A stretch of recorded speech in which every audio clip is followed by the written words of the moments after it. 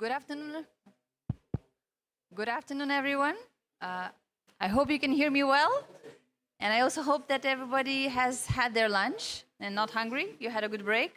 And we can start this another exciting session, which is called Investing in Water Resilience in Central Asia. I'm very delighted to have an excellent panel here, and we also have a few other people joining. We are co-hosting this event with the two other multilateral development banks, Islamic Development Bank and European Bank for Reconstruction and Development. And so without further ado, I would like to invite Mr. Konstantin Limitovsky to do an opening remarks on behalf of AIB. Thank you.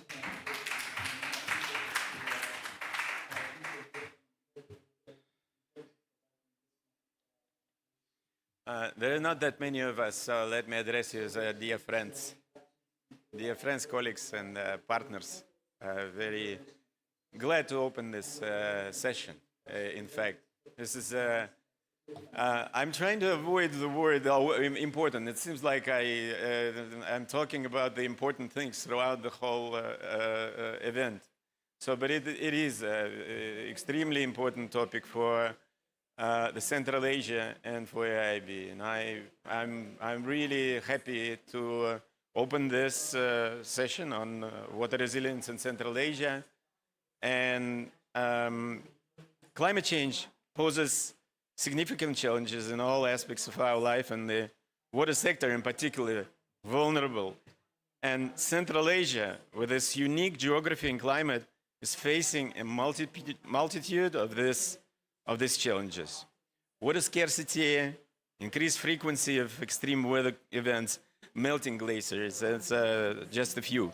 And yet, as many as 22 million people are, which is nearly a third of the region population, lacks access to the safe water supply. All the countries in Central Asia face the challenges in the underdeveloped water infrastructure. That's what AIB is trying to do from the very first days of its operations. Circumstances between the countries differ, but the need to rehabilitate existing water infrastructure and develop the new is increasing and becoming a real priority. This challenge is particularly acute in the rural areas in all the countries, and the pressure on scarce water resources will only intensify with the time, because whatever we're doing is not sufficient as far as I can tell. It is time to, therefore, to double and triple the efforts in this direction. And Central Asia also offers numerous opportunities for the impactful, but at the same time sensible investment in resilient water. Water infrastructure development, including the construction of reservoirs, dams, and irrigation systems. This is what we do today as a bank, which is enhancing the storage and distribution efficiency. AIB, trying to learn how to pronounce it in the right way. AIB can be mixed with EIB, AIB, and all that. AIB. Oh, that's good. Already undertaken several projects. We as I said, in this sector from almost the very first days of operation in Central Asia. And in Uzbekistan, for instance, one of the most water-stressed countries in the world, we're supporting the government to comprehensively increase the access to water supply. And here, we address water supply and sanitation in a holistic way by reducing water losses and rolling out water metering. Our projects are ensuring availability of safe and reliable services for the broad population. Our two projects in Bukhara, which is standalone, we started it in 2019, involve investment of $630 million and benefit almost 1.5 million residents, providing them with access to safely managed water what both supply and sanitation. In a similar manner, AIB is also supporting increased access to water supply and sanitation in 7 other regions in Uzbekistan. Further water supply and sanitation investments, which is 450 or 430 under preparation for the Kharezm and Karakalpakstan region. In Tashkent, in the capital, we are preparing the investments of $220 million in irrigation today. When thinking about the huge financing gaps and finding the climate and financing the climate resilient water, I'm thinking about the 3 top priorities.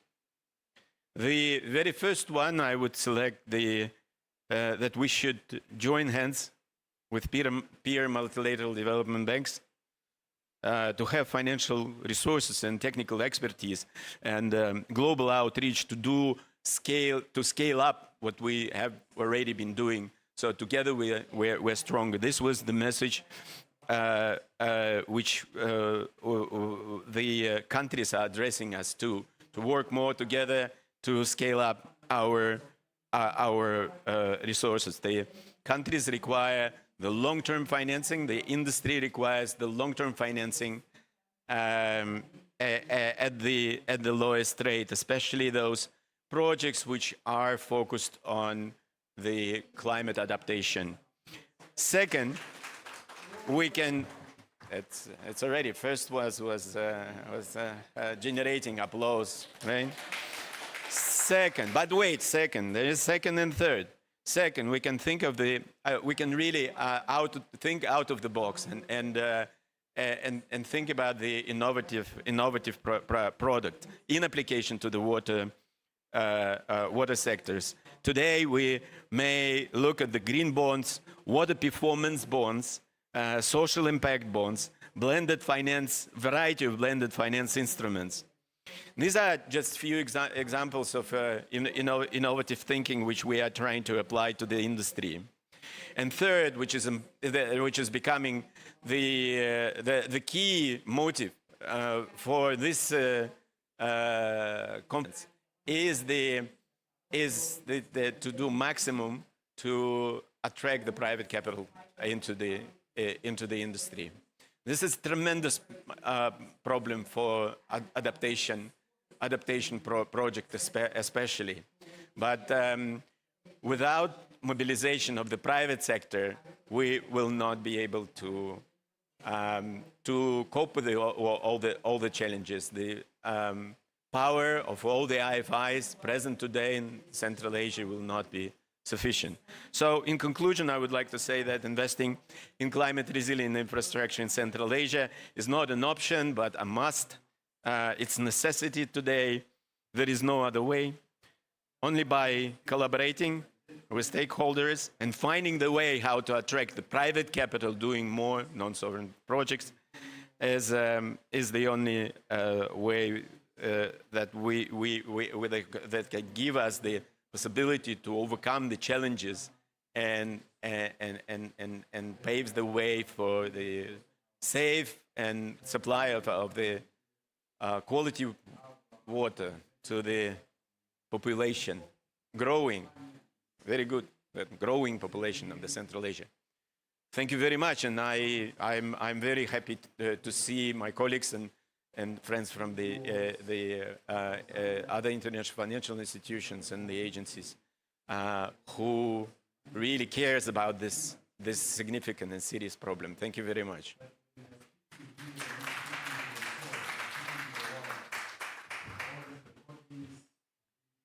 Thank you very much, Konstantin. Indeed, very encouraging, welcoming remarks, and we are very excited to collaborate with other MDBs on this important topic. So without further ado, I would like to invite onto the stage our moderator, Eva Keynes, and the distinguished panelists, and she will be introducing everyone shortly. Please welcome.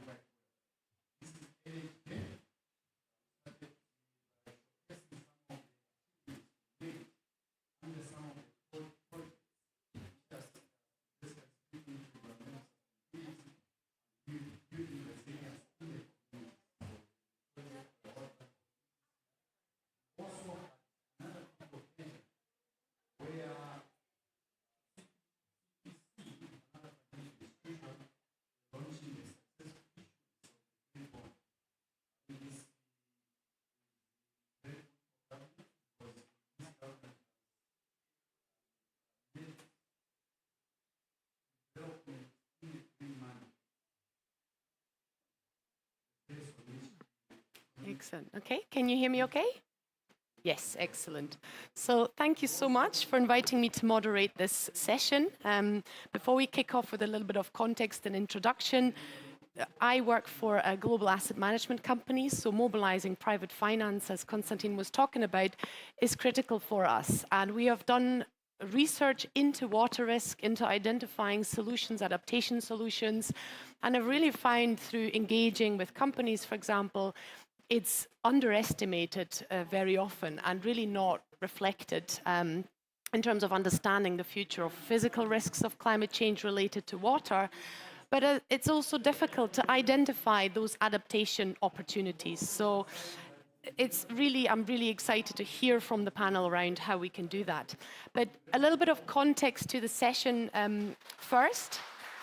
So we know that globally, we will face severe water stress. Particularly Central Asian countries are facing this problem. The UN tells us that 50% of grain production is at risk of water stress by 2050, and at the same time, we expect water demand to increase by 20 to 30% by 2050. So the situation will likely worsen due to climate change and the socioeconomic growth. The region in particular faces challenges around inefficiency of water usage. So that's something we would like to talk about today as well. With, for example, 30 to 60% of water allocated for irrigated agriculture is lost before it reaches the fields. Also, we see losses in water supply in the utility sector due to technical issues such as leaks and outdated or underfunded infrastructure. So quite a number of issues that impede the ability of these important water supply services to be managed in the long and short term. So we want to really explore those issues and hear from the panel their views on this. So I start with introducing a fantastic panel that we have today. So firstly, on my left, we have Jamshed Shoimzoda, the first Deputy Minister of Energy and Water Resources of the Republic of Tajikistan, in charge of water resources and water management. And in this role, he manages a portfolio of water resources projects, drives policy, develops relevant legislation. He joined the ministry in 2014 as the head of the main department of energy and water resources. And then in 2015 was promoted to the deputy minister position. And before that, spending nearly 8 years at the State Investment Committee of the Republic of Tajikistan, where he was responsible for attracting investments and coordinating foreign aid. So related to implementing more than 46 investment projects in the different sectors with a total of more than $1 billion US. So huge expertise in the water sector. Excited to hear from you. Then we have Dr. Rachel McDonald, the Deputy Director General of the International Water Management Institute, leading 180 researchers across 13 offices to address these global development challenges related to food, land, and water systems. Prior to that, she was the Institute's Strategic Program Director for Water, Climate Change and Resilience, working in many countries across Asia, Africa, and is a specialist in drought risk science and management. Then we have Maria del Pilar Garrido Gonzalo, the OECD Director for Development Cooperation. And before joining the organization, she was Minister of Planning and Economic Policy in Costa Rica, responsible for the areas of climate resilient development, sustainable public investment, public sector reform, and development of cooperation policy. She's also served as the Deputy Minister of Planning and Economic Policy and as Chief of Staff and Senior Advisor of the Technical Secretariat of the 2030 Agenda. So that brings me to our last panelist, Dr. Daouda Ndiaye, the manager of the Climate Change and Environment Division at the Islamic Development Bank, Senegalese national with more than 20 years of experience in environmental research, development, and climate finance. He's supported developing countries at the global level in the development and implementation of climate and environmental policies and projects, and experience in design, implementation, supervision, and technical review of adaptation projects in Africa and other regions. So this took a while to get through, but I think it's really worthwhile to bring to life the experience that we have in this panel. And I would like to kick off with the first question to the Minister and really hear from your experience, what are the common challenges globally, but in particular in Central Asian countries, that hinder the investment in adaptation in the water sector? And how can multilateral development banks, the private sector and others support those countries in addressing the challenges? Thank you. Yeah, when you read my bio, I understand that how many years already take over, but yeah, it's a time, yeah. Thank you for your question. Yeah, in the Tajikistan, Ministry of Energy and Water Resources under one umbrella, because we are very dependent of each other, yeah, because 90% generation come from the hydro, from the water. At the same time, the agriculture depend of the pumping, because we are a mountain country, and more than 40% of our summer generation goes into the pumping. We're fully next approach, and that's why we know the cost of the water very well. And last 3 COPs I'm joined to these events. I mean that in generally the climate guy don't like water guy, but the investigation shows that without all impacts through the climate change come through the water, and more than 80% in Tajikistan, while in the globally is 74%, and we should generate some sustainable mechanism how we can manage it. And Tajikistan, in the, for example, Yamud area, we are upstream countries, but in the basin of the Sird area, we are downstream countries. We are very well about the situation. What's it? How is it feeling? Yeah, what's the water cost? And challenging is that Tajikistan in the region the same. The population is growing. Yeah, demand for the water is growing. Just imagine that general population in Tajikistan was grown twice in the 30 years. Where was 5 million. Now we are 10 million, and the same is Central Asia. But does the water resource grow? No. It will be very, hopefully, if it will be staying the same quantities, yeah, for example. That's why we understanding, and that's why Tajikistan very active in the global. We are leader of the initiative, minimum 10. Our initiative was adopted by the government, by the UN General Assembly resolution, and last one, very important one in 2025, announcing the year of the glacier protection, because the glacier is one of the natural storage of the water, yeah, and that's why we know it very well. And regarding your particular question, I just want to mention is that why I'm here, because we are understanding that the country alone cannot solve this problem, and just only with united with the countries, united with the financial organization, we can do something more stronger, more sustainable. Particularly in the case of Tajikistan, we're understanding that we have a huge potential for huge losses in the water system, especially in irrigation and something else, is because this infrastructure was built 60 years ago, yeah? And we understand that agriculture demands will be just increasing, and just only we have a few tools how we can manage it. Yeah, one of them is using energy, water efficiency technology. With its needs, it requires us to more financing.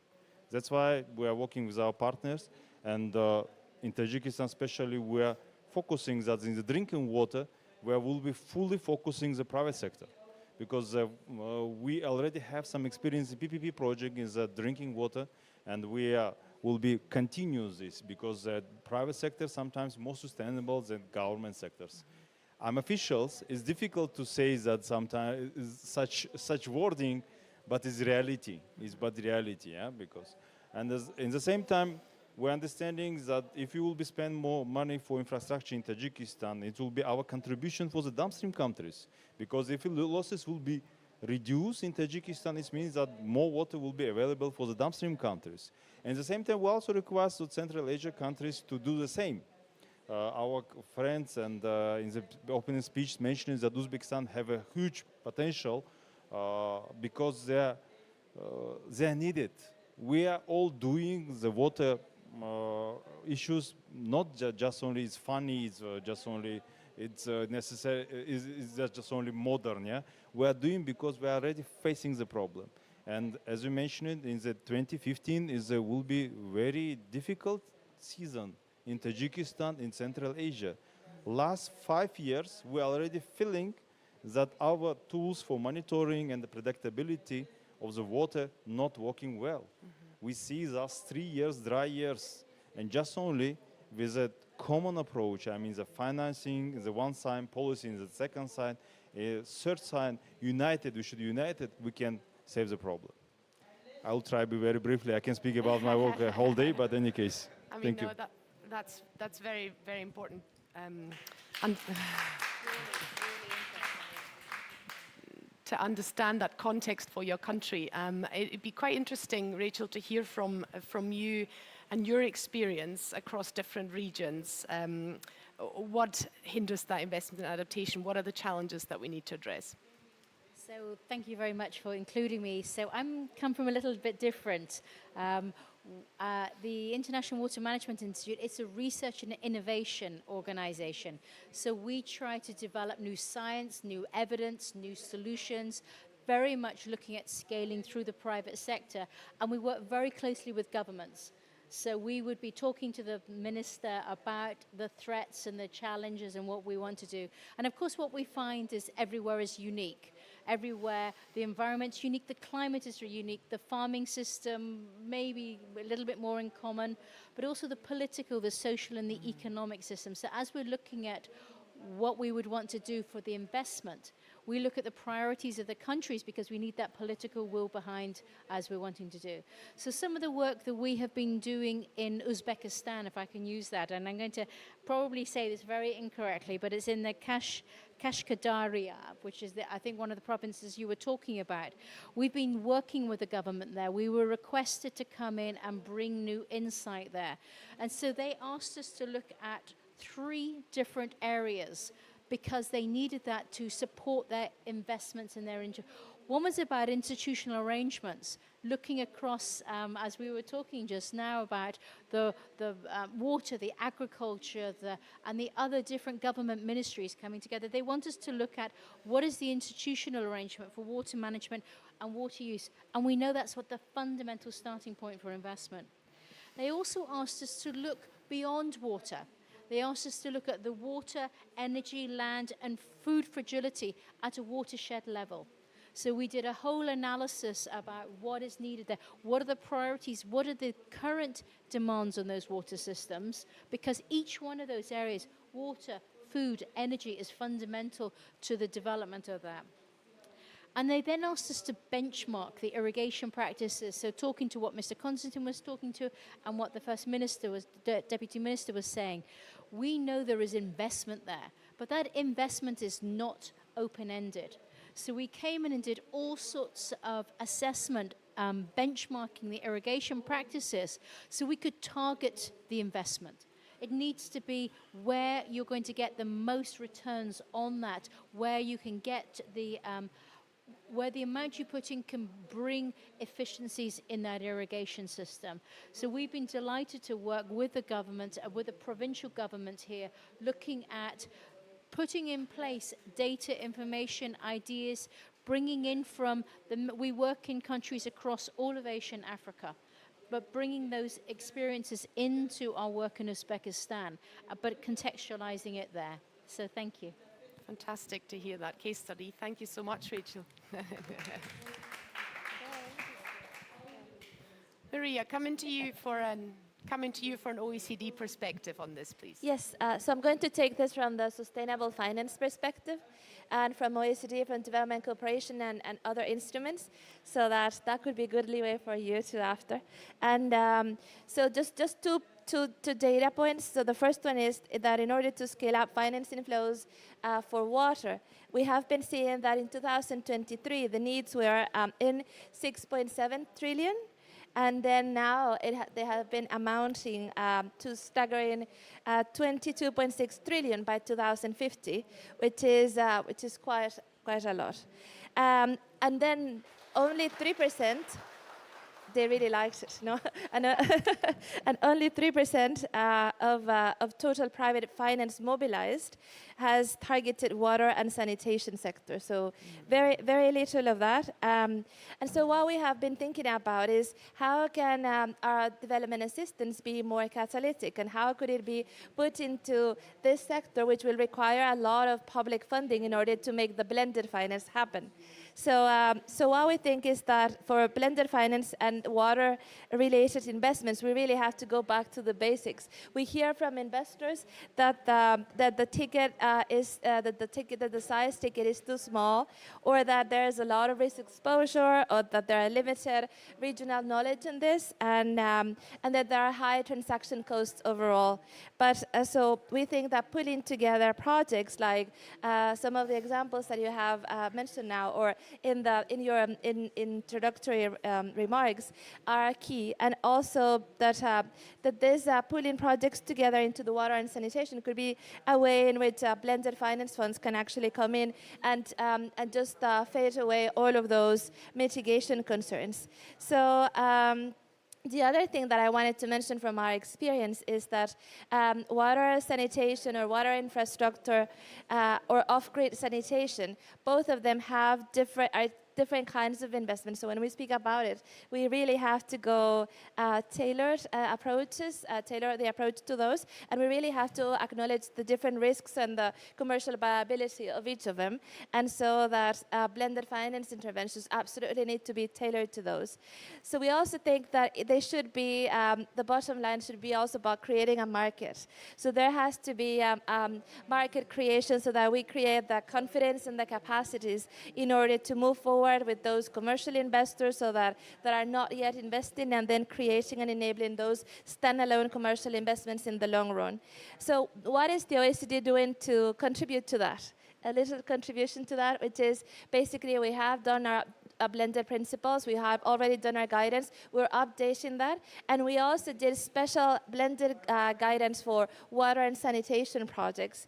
But beyond that, we're also looking at how can we scale up some of the innovative instruments in order to contribute to that effective blending. So we were looking at the GSS bonds, and then how they could have the green, social, and sustainability, right? So that hold a huge potential in order to tap into vast pools of commercial capital.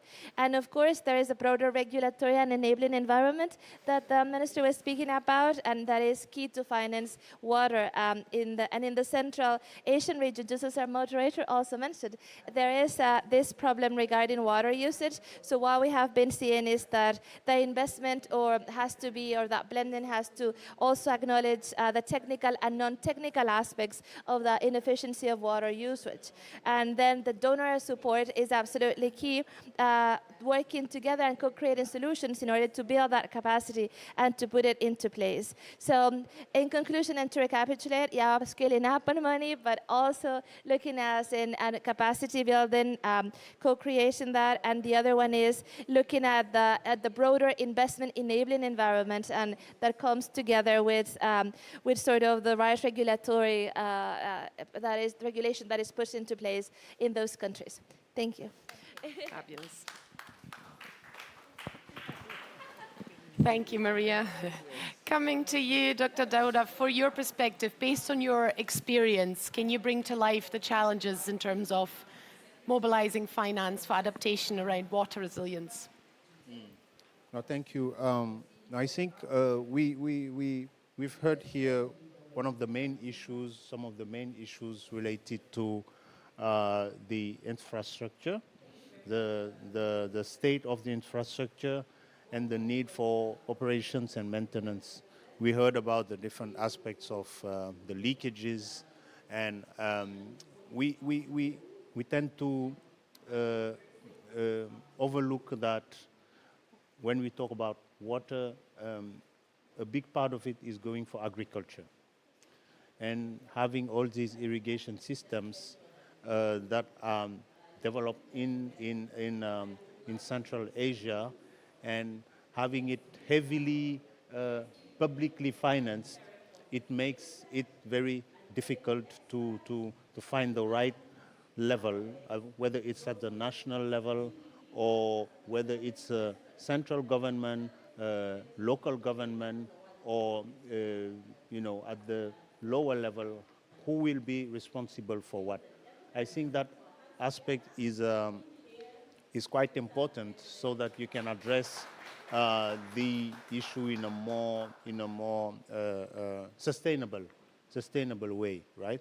And having on top of it all the aspects related to the climate impacts that come in the region, it really affects the whole system.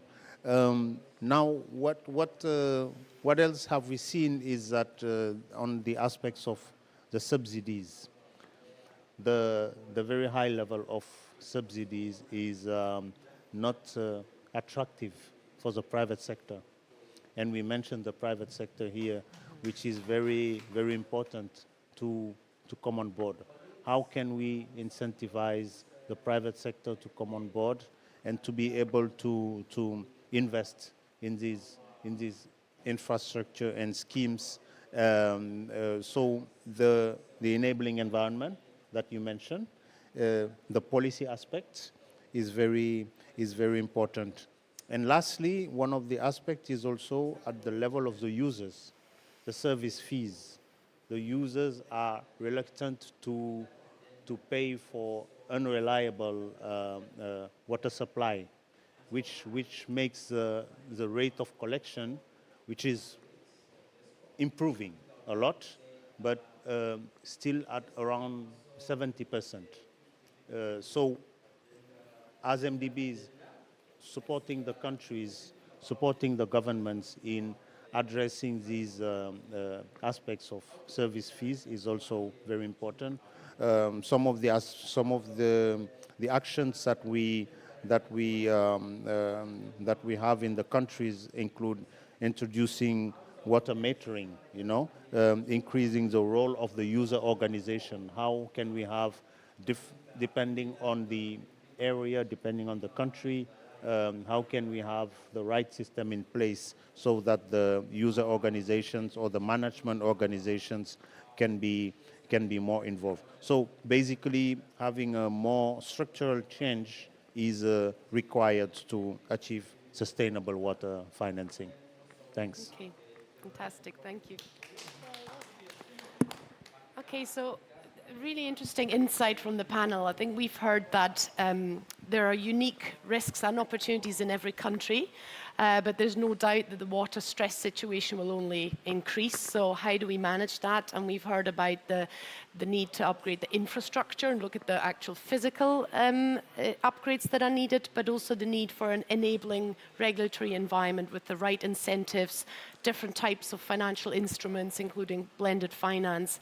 So a big challenge, obviously a key debate for COP28. So I would like to come back to you, Minister, with a question on what would be the single most impactful action or maybe decision and agreement at COP28 to help unlock that transformation and that capital that needs to flow into improving water resilience?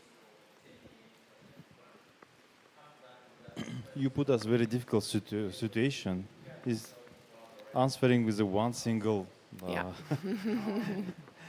difficult because colleagues raising a lot of important issues, and we don't have one medicine for all of them. Yeah, is it true? And at the same time, I think that it will be very important for all of us to use the effect of Pareto. Yeah, find this 20% which will be provide 80% result. Yeah, for example.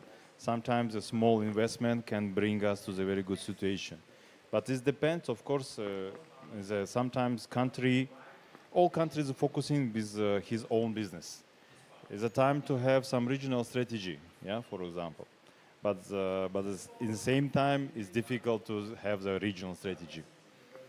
But our understanding is that we can focusing as a first three items for the perspective of the 2-3 years, and then to switch to others. Regarding, for example, drinking water, the existing tariff, everything is allow us to have the private sector there. It's interesting for private sector. For irrigation, unfortunately, no, in this stage, because all tariff is subsidizing by the government, and we cannot bring the private companies there.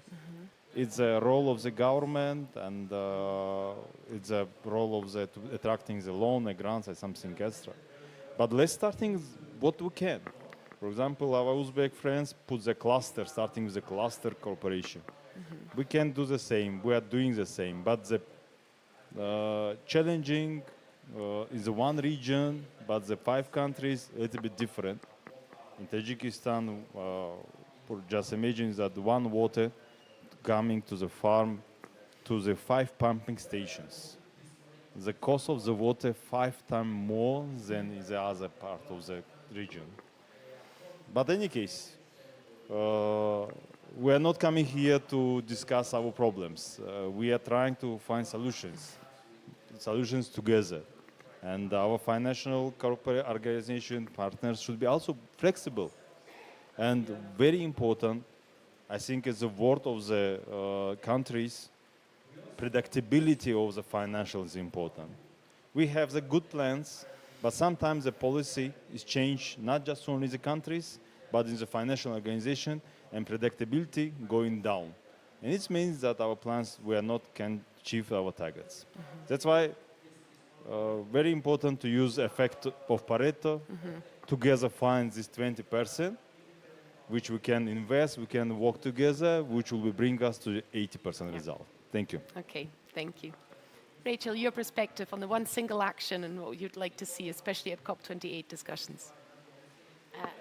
So I'm going to focus on agriculture because it is the major user of water here, and it's a collective action. So there's 3 parts under the one action, if that's okay. So there are technologies that we can be much more water efficient, and we have to target those. We also have to target supporting our farmers be efficient in their water use. So that's data. Does your crop need irrigating today? Does it need it? What's likely to happen? There are many different Earth observation, remotely sensed data technologies that we can use now, and it's available on an app for a farmer, so they can really understand the irrigation needs of the crops that they're growing. We're not utilizing that anywhere near enough, but that's how we can bring some of that efficiency there. And then the third thing is actually really focusing on the crop. We know that in Uzbekistan there is going to be a decline in rainfall of 20%. That's what the climate change one's there. We cannot expect our farmers just to be able to absorb that. They can't.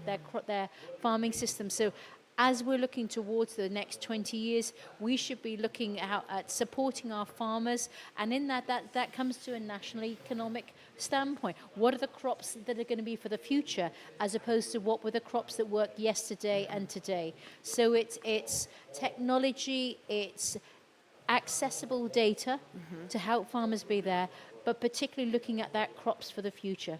Okay, fabulous, very clear. Thank you, Rachel. Maria?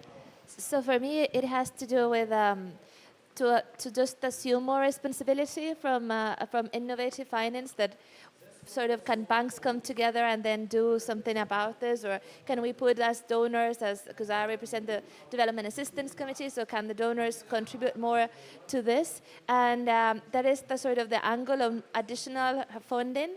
But there is also an angle of the quality, not only the volume. So the quality of those flows also we need to secure. And for that, what you mentioned is absolutely key, which is capacity building on one hand, and on the other hand, the absorptive capacity. So can the flows really be absorbed, and can the institutions that have the responsibility to implement can really take this on in order to have the right impact that we're looking for? Otherwise, it's just money that flows without any effectiveness, and it's not really making us go closer to the target or to the goal. So yeah. Excellent, thank you. Aude, your perspective on one single action that would be most impactful from your perspective?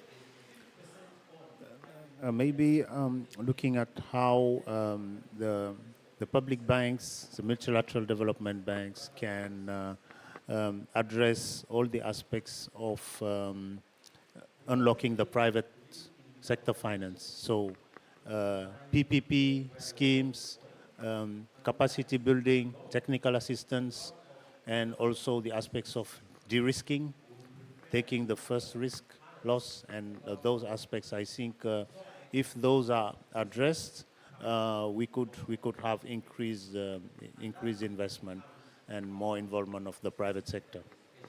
Fantastic, thank you. So I think we've had very clear view on some of the key actions that are needed, and I like your minister's view on identify the 20% that will actually, with the limited resources we have, deliver the 80% of what's needed. Focus on agriculture, focus on building that capacity, and finance obviously being key. How can we de-risk and mobilize more finance. Hearing that from a private sector perspective is really insightful and really interesting. I mean, we look at this from trying to identify direct investment opportunities in infrastructure, and quite often the de-risking is needed to be able to mobilize capital there. But there are also many opportunities investing in bonds to help finance some of the adaptation solutions. And so again, that is something that we do and try and understand where are the opportunities, how are companies managing some of these water risks and maybe raising finance to help adaptations. So from that perspective, it's been extremely insightful to hear from you. So thank you very much. Let's thank our excellent panel for their insights.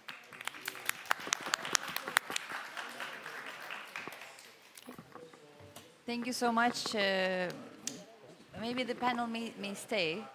Or, before we take a picture, maybe.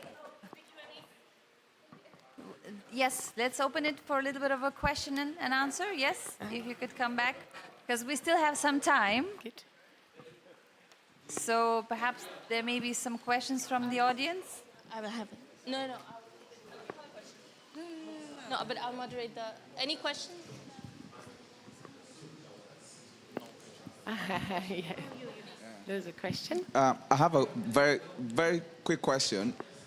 So one of the reasons why we're having this session is because of an initiative that we're planning to put together, which is the Central Asia Water Initiative, basically, by the group of MDBs that have come together to do this. It would be good to hear from the panelists around if, from your experience, around having regional water platforms or platforms of this sort. So what are those success factors that you would typically recommend that we should consider and we should be aware of in this sort of platforms, particularly hearing that from those that have worked in the region, but also from the perspective of the country. It would be good to get a sense of what are those success factors, what are those pitfalls that we should try and avoid as much as possible in such platforms. Thank you. Okay. Would anyone like to go first on this question?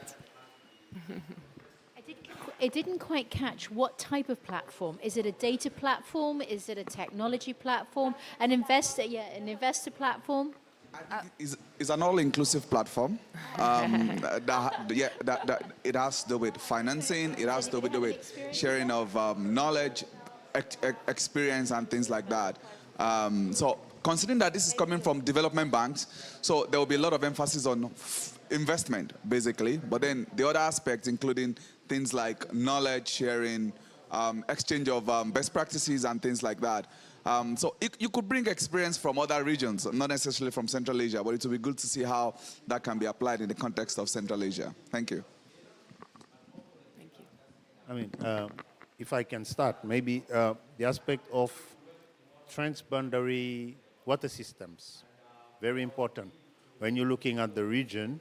So that could, so all the aspects of research, data at the regional level, I think those aspects are very important so that you can have a sense of the water use needs and also the groundwater capacity and the dynamics. I think those aspects are very important.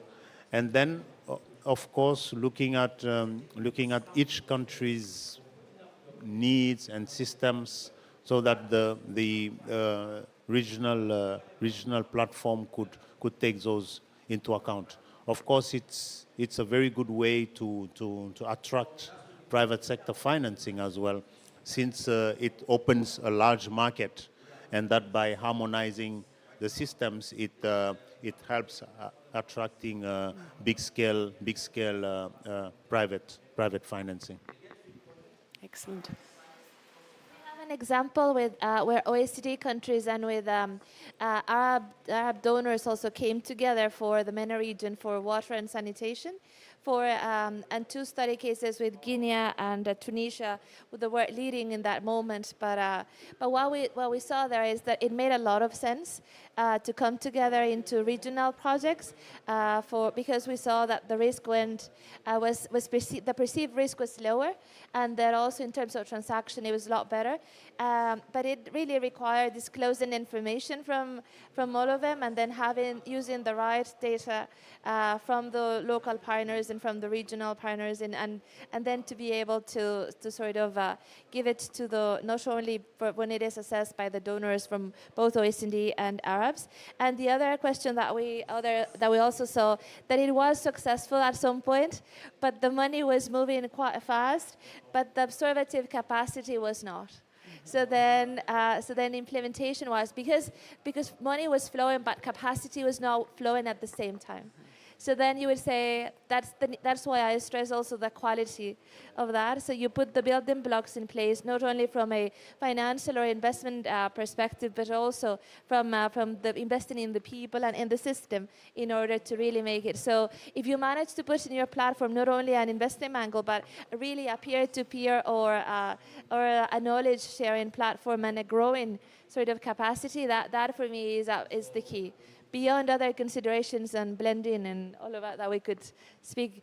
Local currency, for example, investing in local currency, the role of national development banks in those, so that you actually address that risk in those schemes. A larger proportion, a lot of front loading of donor money first in order to create the markets, and then having a strategy so when the private sector can take it over and involving the local private sector. So a lot of this is also part of a regional platform that needs to be addressed. Yeah.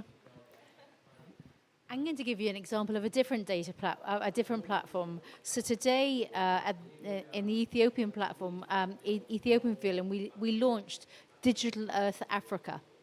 So this is a huge data cube based on decades of satellite imagery, and it's an African data cube for Africa, run by Africa. And it's being developed to serve many parts of it, and our organization has been funded to develop the water data. So you can literally click on each kilometer grid square and find out where's the water coming from, groundwater, river water, but also more importantly, where's it going to? But also on that data cube, it's a huge, great data cube. It's got cities, it's got wetlands, it's got coastal areas, it's got many other things like that, because the decisions you're going to need to make are variable and different and involve all those different aspects. And the great beauty of this platform is that it's not just data generated, paid for by IMI.